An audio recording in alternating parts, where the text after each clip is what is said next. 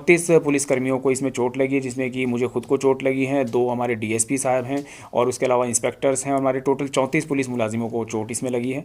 और भीड़ ने जब ये पथराव किया उसमें हमारी काफ़ी सारी गाड़ियों का, सरकारी गाड़ियों का उनका नुकसान भी हुआ है। खेड़ी चौपटा पर किसान धरना प्रदर्शन कर रहे हैं।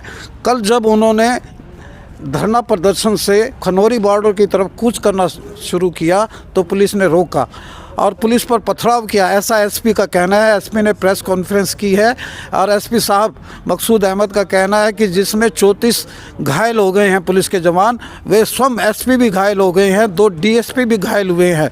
ये है उसका विषय ये है कि जैसा कि आप सभी को पता है, कल खेड़ी चौपटा में एक थोड़ा सा स्थिति थोड़ी दुर्भाग्यपूर्ण हो गई थी, तो उसी के बारे में बताने के लिए बुलाया गया आज आप सभी को। हुआ ये था कि जैसा आप सभी को पता है 18 तारीख से किसान खेड़ी चौपटा पे प्रदर्शन कर रहे थे, धरना दे रहे थे और उन्होंने उसमें ये कूच की अपील कर रखी थी कि हम खनौरी के लिए कूच करेंगे पंजाब बॉर्डर की तरफ, और वहाँ जो आंदोलन चला हुआ है उसमें उनका साथ देने के लिए हम यहाँ से जाएंगे। और हम ये कह रहे थे, निरंतर रूप से प्रशासन की तरफ से अपील करी जा रही थी किसानों से कि भाई आप, क्योंकि धारा 144 लगी हुई है सरकार की तरफ से, प्रशासन ने पूरी तरह से 144 लगा रखी है। ट्रैक्टरों के साथ में किसी भी तरह की कोई कूच उसके अंदर आप नहीं कर सकते, उसके लिए आपको कोई परमिशन नहीं है और आप बिना परमिशन के इस तरीके से कूच करेंगे तो हम आपको यानी कि मना करते हैं उसके लिए।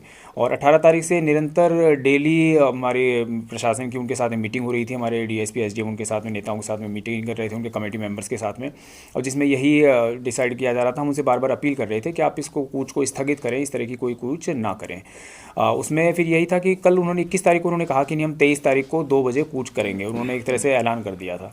तो उसके लिए कल हमने 23 तारीख को वहाँ पे अपनी फोर्स लगा रखी थी। हमने 22 तारीख को शाम को भी एक बार फिर से उनसे कमेटी से मीटिंग करके उनको उसके बात के लिए आश्वस्त कराना चाहा, उनसे रिक्वेस्ट करी, अनुरोध किया कि आप कूच ना करें खनौरी की तरफ, क्योंकि इस तरह की कूच की कोई आपके पास में परमिशन नहीं है, और अगर ऐसा आप करेंगे तो फिर जो भी उपयुक्त कानूनी कार्रवाई बनती है, जो भी हम कदम उठाएंगे वो उस तरीके से कदम लिए जाएंगे। तो इसलिए उन्होंने लेकिन ये कहा कि हम इस बात के लिए सोच विचार करके देखेंगे, लेकिन हमें अभी कूच करनी है। तो कल हमने पूरी तरह से पुलिस के बंदोबस्त वहाँ पे पहले से एडवांस में किए हुए थे, हमने अपनी फोर्स लगा रखी थी, सारे हमने इंतजाम कर रखे थे, क्योंकि सर इस तरह की प्रशासन की तरफ से कोई अनुमति उनको नहीं थी कि वो कूच करें। उसके बाद में दिन भर उन्होंने भाषण वगैरह करे। उसके बाद में 2 बजे जब उन्होंने कूच करने की, उनका 2 बजे का टाइम था, उससे पहले भी हमारे डीएसपी और एसडीएम एक बार वहाँ पे मौके पे जाकर के उनसे अनुरोध किया कि आप ना करें इस तरह की कूच, क्योंकि आपके पास अनुमति नहीं है, लेकिन वो नहीं माने और 2 बजे उन्होंने अपना कूच वहाँ से कर दिया। उन्होंने ट्रैक्टरों पर वो सभी बैठ गए थे और ट्रैक्टरों पर चढ़ के ट्रैक्टर चला के और माइक से उन्होंने स्टेज से अनाउंसमेंट भी किया था कि अब हम कूच कर रहे हैं, आप सभी लोग अपने ट्रैक्टरों पर सवार हो जाएं। और उसके बाद ट्रैक्टरों पर जैसे ही सवार होकर के उन्होंने कूच करने का स्टार्ट किया तो हमने उनको रोकने की कोशिश की, जिसके दौरान उन्होंने लेकिन ट्रैक्टर चलाए, उन्होंने नहीं माना, तो हमने उनको डिटेन करने की कोशिश की भी। वहाँ से जो उनके थे कुछ 16 लोग हमने डिटेन करे। उसी दौरान उन्होंने, लेकिन लोगों ने पथराव शुरू कर दिया, हमारी पूरी पुलिस फोर्स के ऊपर पथराव हुआ। आपकी नहीं, कन्फ्रंटेशन ये है कि हमने उन लोगों को डिटेन करने की कोशिश की, जो कि लीडर से जो थे, जो आगे से चल रहे थे, उनको डिटेन करने की कोशिश कर रहे थे। उसी दौरान पथराव शुरू हो गया और हमारी फोर्स के ऊपर बहुत ज़्यादा पथराव हुआ, ईंट पत्थर चारों तरफ से बरसने लग गए।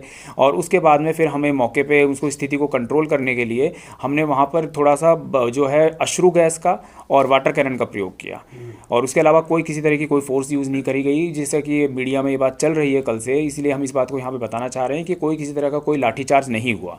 हमने कल वहाँ पे एफआईआर दर्ज की गई थी उसके बाद किसी के ऊपर? देखिए, पहले एक बार मेरी बात पूरी आप सुन लीजिए, मैं बता देता हूँ आपको कि फिर हमने उनको 16 लोगों को डिटेन करने की कोशिश करी और उसके बाद में उनको 16 लोगों को डिटेन कर लिया। उसके बाद में उनका पथराव हुआ तो हमारी पुलिस फोर्स ने फिर वाटर कैनन का और अश्रु गैस का इस्तेमाल किया और भीड़ को तितर बितर करने के लिए। उसके बाद में फिर मैं भी मौके पर पहुँचा था और इसी दौरान जो ये सारी कार्रवाई हो रही थी, जो हमारे ऊपर पथराव हुआ, हमारे 34 पुलिसकर्मियों को इसमें चोट लगी है, जिसमें कि मुझे खुद को चोट लगी है, 2 हमारे डीएसपी साहब हैं और उसके अलावा इंस्पेक्टर्स हैं। हमारे टोटल 34 पुलिस मुलाजिमों को चोट इसमें लगी है।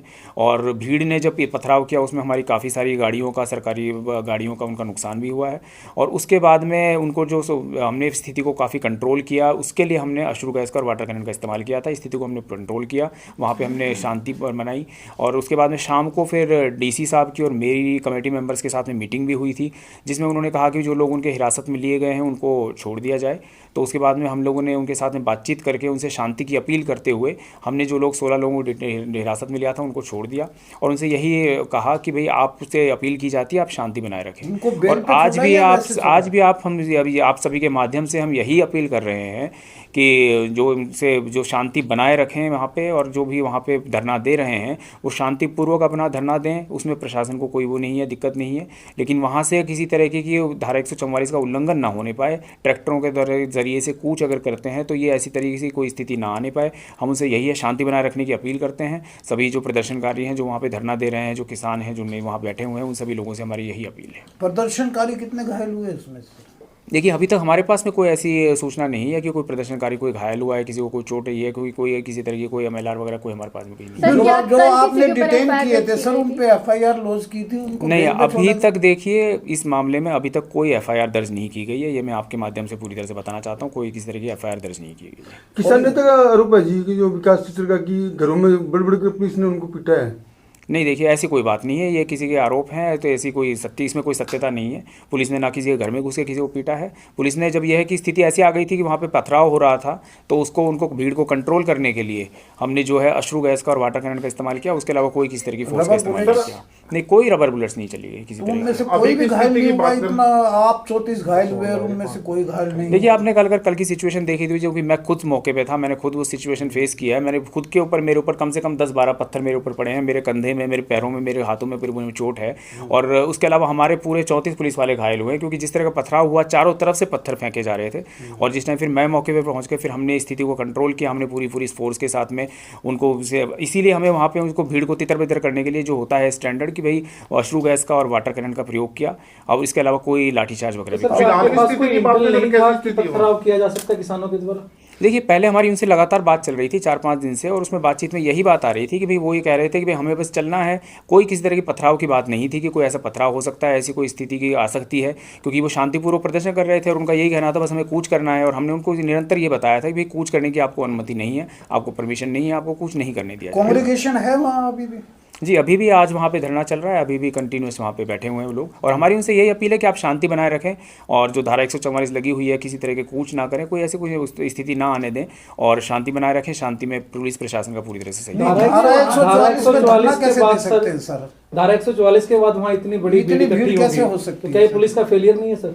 नहीं देखिए, अगर वो शांतिपूर्वक रूप से प्रदर्शन वहाँ पे कर रहे हैं, भाई प्रदर्शन ये वहाँ पे शांतिपूर्वक रूप से बैठे हुए हैं, तो ये है कि धारा 144 का ये है उल्लंघन है। लेकिन हम उनको इस चीज़ के लिए कह रहे हैं कि भाई आप ठीक है शांतिपूर्वक प्रदर्शन करें, कि जो इस तरीके से अभी स्थिति चल रही है उसमें अगर वो करना चाहते हैं तो शांतिपूर्वक करें, इसमें कोई दिक्कत नहीं। धारा 144 में आपने रिलैक्सेशन दे दी है, क्योंकि वो तो कांग्रेगेशन में बैठे हैं, प्रदर्शन पे बैठे हैं, धरने पे बैठे हैं, एक कट होके बैठे हैं। वो कभी भी फिर मॉब है, मॉब तो कभी भी वायलेंट हो जाएगा।